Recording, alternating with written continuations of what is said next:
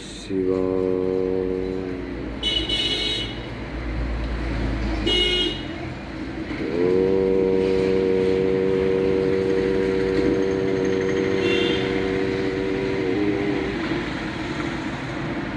नमो सद्गुरुवे नमः।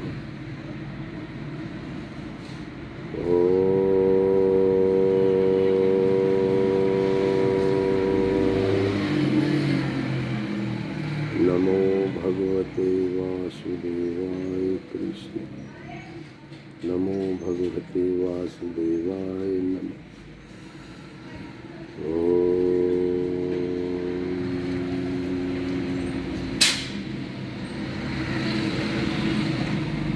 नमो भगवते वासुदेवाय नमः। भगवान कृष्ण परम ब्रह्म है, परम सत्य है, सर्वव्यापी है, सर्वव्यापी है। वही वासुदेव जो सर्वज्ञ वास करता है, चाहे वह आध्यात्मिक क्षेत्र हो चाहे भौतिक क्षेत्र हो। भौतिक क्षेत्र में भगवान काल और महाकाल के रूप में प्रकृति के ऊपर गुणमयी प्रकृति के ऊपर तीसरे के ऊपर स्वयं रचाते हैं।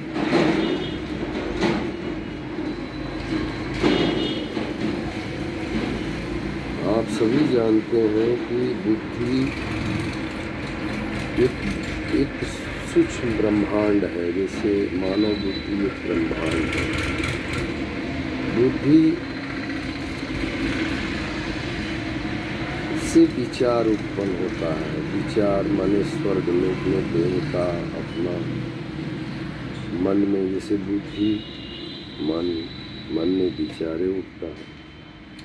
तो मन से दैवी और आसुरी दोनों संपदा 10 इंद्रियों पर लागू होता है। 10 इंद्रियों का प्रसार ही संसार है।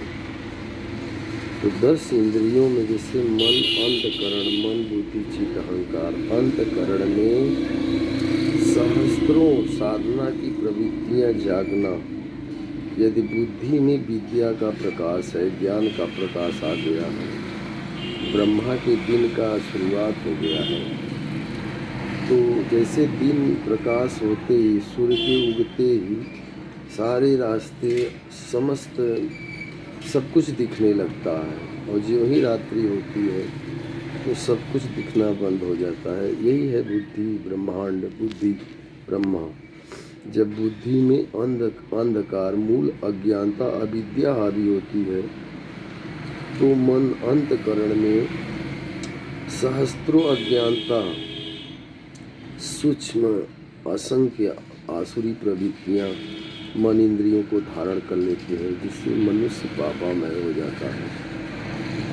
और जब बुद्धि में विद्या का प्रकाश आता है तो अंतकरण की समस्त प्रवृत्तियों में ईश्वरी प्रकाश आ जाता है। यही दैवी आसुरी संपदा है। तो हर क्षेत्र में भगवान ही क्षेत्रज्ञ है। क्षेत्रज्ञ अर्थात क्षेत्र को जानने वाला। जैसे यह शरीर 24 तत्वों से बना है और ये 24 तत्वों से ब्रह्मांड भी बना है, जिसमें पृथ्वी, जल, अग्नि, वायु, आकाश, मन, बुद्धि, चित्त, अहंकार। जैसे ऐसे कर सकते हैं, पृथ्वी, जल, अग्नि, वायु, आकाश, पंच महाभूत, बुद्धि, चित्त, अहंकार 8 हो गए। 9वां मन हो गया। 10 इंद्रियां, आँख, कान, नाक, जीवा, त्वचा, उपस्थ, निरस्त, हाथ पैर, 10 इंद्रियां 19 हो गए। 5 इंद्रिय विषय, रूप, रस, स्पर्श, गंध, स्वाद।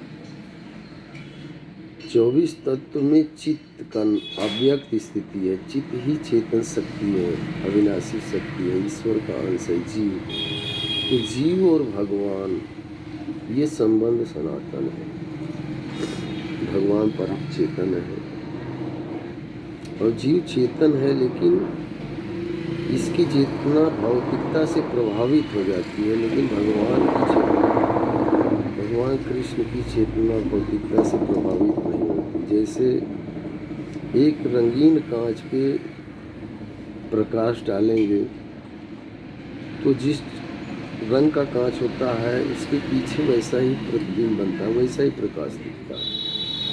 भले हम स्वच्छ माने एकदम साफ प्रकाश उस पर डालें, लेकिन अगर वो लाल है, हरा है, तो वैसा ही प्रभाव। इसी प्रकार भौतिक तीन गुणमयी माया से ये स्वभाव और ये कर्म का बनते हैं। तो जैसी जिसके अंदर प्रकृति होती है, जैसे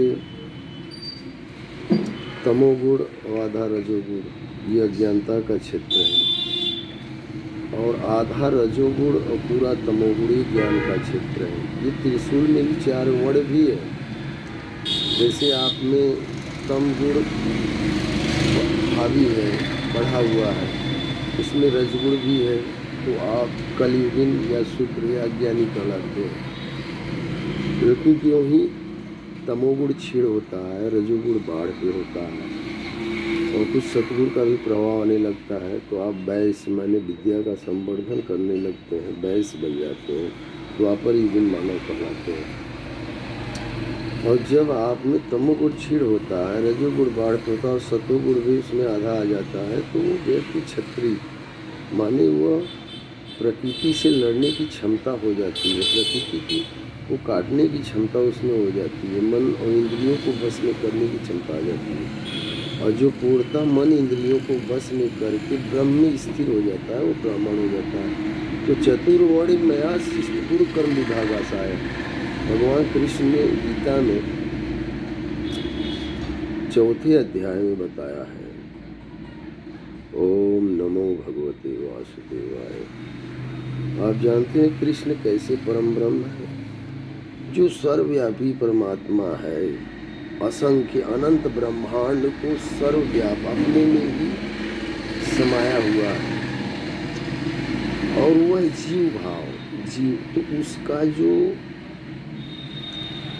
जो स्वरूप है, जैसे योगेश्वर, क्योंकि पूरे ब्रह्मांड में, पूरी सृष्टि में एक ही योगेश्वर है भगवान, और वो जिसके अंदर उतर आवे या जिसका जीव भाव खत्म हो जाए, स्वयं वह अपना स्वरूप पाले, तो वह कृष्ण का ही स्वरूप हो जाता है। कोई अलग से जो है वो भगवान नहीं होता। जैसे हम जिससे बिछड़े थे उसी के साथ एक हो गए, तो एक ही परम ब्रह्म है, और तो बाकी सब उसके अंशमान जीव है, सब ब्रह्म है, लेकिन कब तक ब्रह्म नहीं है? जब तक वो भौतिक माया और पाप उनकी रचना में है। इसलिए हम सबसे ये अनुरोध करूँगा, जो भी हमारा ये कार्यक्रम देखेगा, कि नित्य जो है आप ओम का जाप करिए। जैसे 10 मिनट, 15 मिनट, 20 मिनट, 1 घंटा, 2 घंटा, जैसे अभ्यास डालिए। अपने मन, इंद्रिय और बुद्धि को शांत करके ध्यान केंद्रित करिए श्वास पे। श्वास प्रश्वास में ओम की ध्वनि बनाइए और वही सुनिए। तो जब मन श्वास पे दृष्टि लग जाएगी, सांस आती है कब जाती है, तो आपका मन खाली ही कहाँ रहेगा बाहरी विषय वस्तुओं में जाने। अगर वो जाता है तो आपका ध्यान लगा नहीं। इसलिए भगवान की कृपा से ही सब कुछ संभव है। इसलिए भगवान को जपते रहिए, उनके स्वरूप को अपने हृदय में पकड़ने की कोशिश करिए। एक दिन आप स्वयं योगी हो जाएंगे, स्वयं ज्ञानी हो जाएंगे, स्वयं शिव हो जाएंगे। ओम नमो भगवते वासुदेवाय नमः। इसलिए जो परम सत्य है, परम ब्रह्म है, सर्वव्यापी है, इसलिए उसका 3 क्षेत्र है, परम ब्रह्म, ब्रह्म और जीव। जो जीव परम ब्रह्म के साथ एक हो जाता है वही ब्रह्म होता है, वही परमात्मा कहलाता है, वही गुरु कहलाता है, वही योगेश्वर कहलाता है। तो पूरे ब्रह्मांड में एक ही भगवान की सत्ता है, कोई भी भगवान से अलग है ही नहीं। इसलिए किसी के साथ कोई भी गलत व्यवहार, गलत बात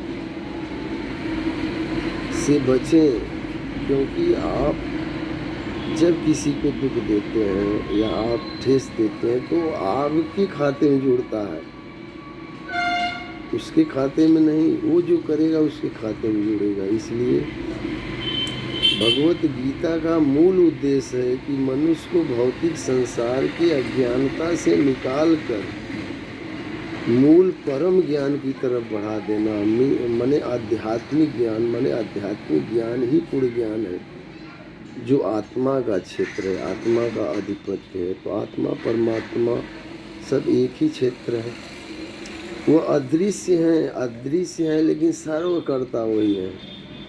सुख दुख ये फल तो उन्हीं के हाथ में है। तो एक परमात्मा, जैसे तुलसी मूल सींचिए फूल फलय गाय, इस ब्रह्मांड माने जगत रूपी वृक्ष का मूल परमात्मा है। तो आप हम मूल को जल दें, मूल को ही क्यों नहीं पकड़ते हैं? उसकी शक्तियाँ 3 भागों में कार्य करती हैं सृष्टि की संतुलन बनाने के लिए। जैसे ब्रह्मा विष्णु है, तो विष्णु स्वयं जीवन है, स्वयं जीवन निर्वाण है। तो कोई आप अलग से क्या है? अलग से आपका वही है जो कमाई, पाप पुण्य, अहंकार। हम आप ईश्वर से अलग नहीं है प्यारे। ओम नमो भगवते वासुदेवाय नमः। ओम नमो सद्गुरुवे नमः।